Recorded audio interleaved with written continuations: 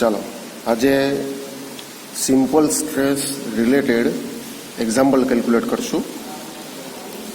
પણ અહીંયા ઓલરેડી જે સ્ટાન્ડર્ડાઇઝેશનના એક્ઝામ્પલ કેલ્ક્યુલેટ કરેલા ને એ રિલેટેડ આ બે એક્ઝામ્પલ છે. 14 steps of various સ્પીડ્સ A standardise કરશું. ક્યાંથી 25 આરપીએમથી સ્ટાર્ટ થઈને ક્યાં સુધી 2000 આરપીએમ સુધી. તો આ મિનિમમ ઇક્વેશન મૂકશું ને તો આ થઈ જશે મિનિમમ સ્પીડ, અને આ થઈ જશે મેક્સિમમ સ્પીડ, અને આ થઈ જશે એન્ડ નંબર ઓફ સ્ટેપ.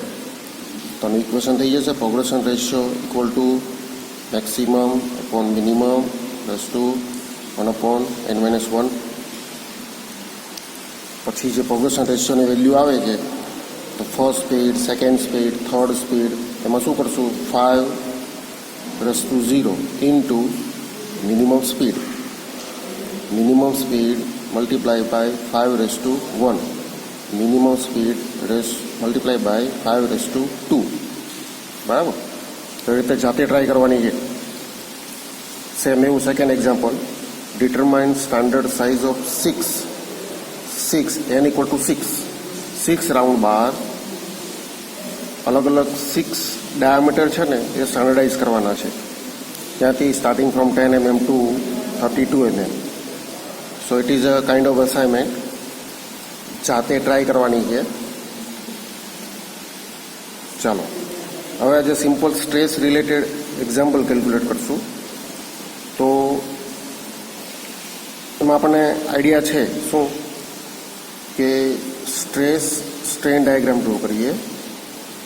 તો ડક્ટાઇલ મટીરિયલ હશે તો પ્રોપોર્શનાલિટી લિમિટ, પછી યીલ્ડ પોઈન્ટ, આ થઈ જશે યીલ્ડ પોઈન્ટ, પછી આ થઈ જશે અલ્ટિમેટ પોઈન્ટ, અને આ થઈ જશે બ્રેકિંગ પોઈન્ટ. આની કોઈ જરૂર નથી. તો યીલ્ડ પછી ડાયમેન્શન ચેન્જ થશે એટલે આપણે શું કરીએ છીએ કે ડક્ટાઇલ મટીરિયલ હશે, ડક્ટાઇલ મટીરિયલ, તો એમાં મેક્સિમમ સ્ટ્રેસની વેલ્યુ કઈ લેશું યીલ્ડ. તો યીલ્ડ કરતાં અલ્ટિમેટની વેલ્યુ વધારે છે તો પણ અહીંયા આપણે શું કન્સિડર કરશું yield for the purpose of ductile material. અને જો બ્રિટલ મટીરિયલ હશે તો બ્રિટલ મટીરિયલ માટે કઈ વેલ્યુ લેશું મેક્સિમમ અલ્ટિમેટ સ્ટ્રેસ, કેમ કે અમે યીલ્ડ જેવો કોઈ પોઈન્ટ નથી. સો આ બે પોઈન્ટ જે છે સ્ટ્રેસ સ્ટ્રેન ડાયાગ્રામ ઉપરથી એ આપણે કન્સિડર કરેલા.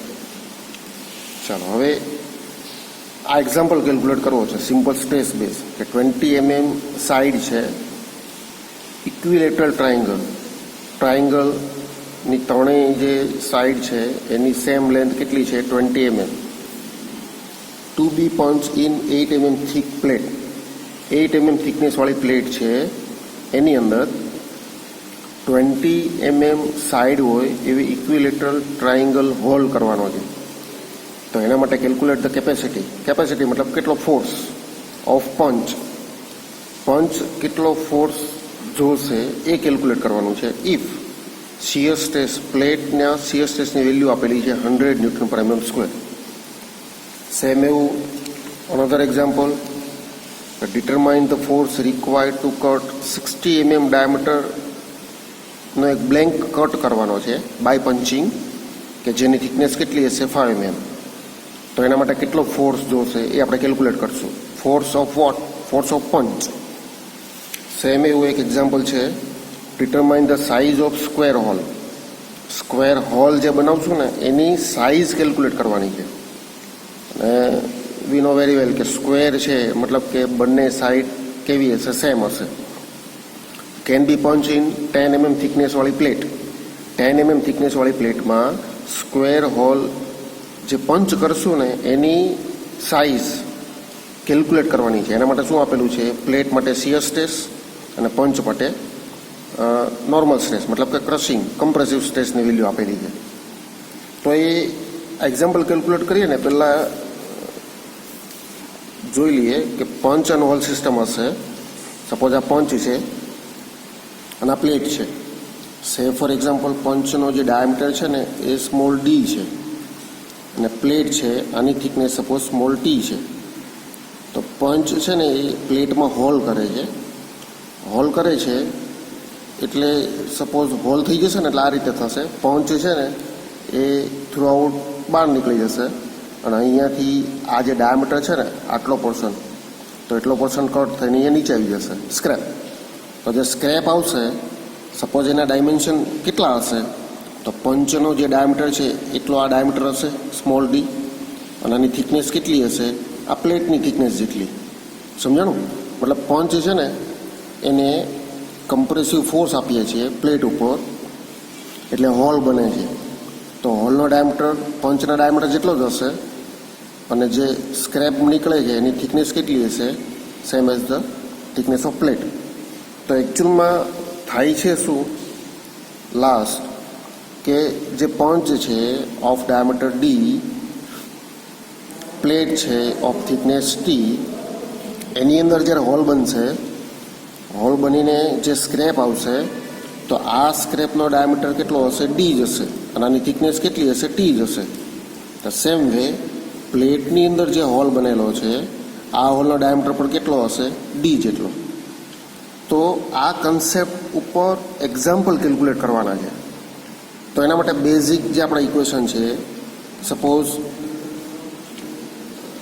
આ કોઈ રોડ છે, ચાલો, તો અને હું આ બંને ડાયરેક્શનથી પુલિંગ આપું છું, તો કયું સ્ટ્રેસ પ્રોડ્યુસ થશે, ટેન્સાઇલ સ્ટ્રેસ.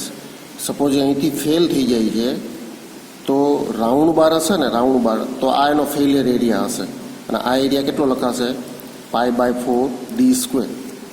બરાબર. સ્ટ્રેસ કયું લાગે છે, ટેન્સાઇલ, અને ફોર્સ કેટલો આપું છું, સપોઝ F જેટલો. તો આમાં ઇક્વેશન શું લખાશે, tensile stress equal to force upon area કયો છે, π/4d². આ બેઝિક જે કન્સેપ્ટ છે ને એ જ, એના ઉપર જ ખાલી એક્ઝામ્પલ કેલ્ક્યુલેટ કરવાના છે. સેમ વે સપોઝ કે આ ટાઈપનો સ્ક્વેર રોડ છે, ચાલો, રેડી. હવે અહીંથી હું પુલિંગ આપું છું, F જેટલો ફોર્સ આપું છું, અને મટીરિયલ સપોઝ અહીંથી ફેલ થઈ જાય છે, તો આ જે ફેલિયર એરિયા છે, આ ફેલિયર એરિયા, સ્ક્વેર રોડ છે તો ફેલિયર એરિયા કયા ટાઈપનો હશે, આ સ્ક્વેર શેપ જ હશે. સપોઝ આ ડિસ્ટન્સ x જેટલું છે તો આ ડિસ્ટન્સ પણ કેટલું થશે, x જ થશે. તો આ એરિયા જે છે ને એ એરિયા સપોઝ વ્યવસ્થિત જોઈએ ને તો આ ટાઈપનું કંઈક દેખાતું હશે. સમજાણું? આ ડિસ્ટન્સ કેટલું, x, અને આ કેટલું, x, તો આનો એરિયા કેટલો થશે, x × x. રેડી. આ એનો ફેલિયર એરિયા. ફોર્સ કેટલો લાગે છે, F જેટલો, અને પુલિંગ ફોર્સ છે, ટેન્સાઇલ ફોર્સ છે, તો આની અંદર સ્ટ્રેસ કયું પ્રોડ્યુસ થશે, ટેન્સાઇલ સ્ટ્રેસ. ઇક્વેશન લખવું હશે તો સ્ટ્રેસ કયું છે, ટેન્સાઇલ, ઇક્વલ ટુ ફોર્સ કેટલો લાગે છે, F જેટલો, ડિવાઈડ બાય એરિયા કેટલો છે, ફેલિયર એરિયા, x × x. સમજાણું? એટલે સિમ્પલ ખાલી આપણને છે ને ફેલિયર એરિયા આઈડેન્ટિફાય કરતા આવડવો જોઈએ બસ, અને એ જે ફેલિયર એરિયા છે એ કેટલો થશે એ લખતા આવડવું જોઈએ. સે ફોર એક્ઝામ્પલ આ વોલ છે, દિવાલ છે, ચાલો, હવે આ દિવાલમાં સપોઝ આપણે કોઈ ખીલ્લી બેસાડેલી છે આ રીતે, રેડી. તો આ એનો એરિયા કેવો હશે, સર્ક્યુલર હશે, આનો ડાયામીટર સપોઝ d જેટલો છે. હવે અહીંથી હું ફોર્સ લગાવું છું અને આ બ્રિટલ મટીરિયલનું બનેલું છે, તો થશે શું એકચ્યુઅલમાં, તો કે આટલો જે પોર્શન છે ને એ નીચે આવશે, જ્યારે આટલો પોર્શન કેવો છે, રિજિડલી ફિક્સ છે. એટલે થશે કેવું એકચ્યુઅલમાં, તો કે આ આખી ખીલ્લી છે, આ જે ભાગ દિવાલમાં ફિક્સ હતો ને એ ઉપર જવાની ટ્રાય કરશે as compare to right side portion, આ નીચે આવવાની ટ્રાય કરશે. એનો મતલબ કે વધારે ફોર્સ લાગશે ને એટલે આનું ફેલિયર આ રીતે થઈ જશે.